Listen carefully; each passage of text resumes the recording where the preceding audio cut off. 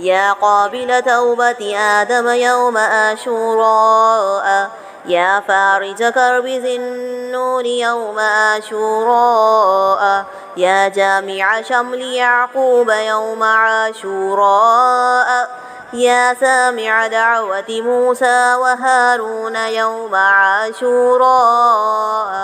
يا مغيث إبراهيم من النار يوم آشوراء يا رافع إدريس إلى السماء يوم عاشوراء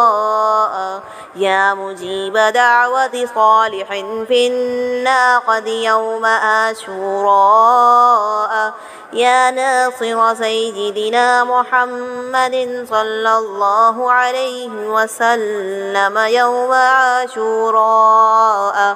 يا رحمن الدنيا والآخرة ورحيمهما صل على سيدنا محمد وعلى آل سيدنا محمد وصل على جميع الأنبياء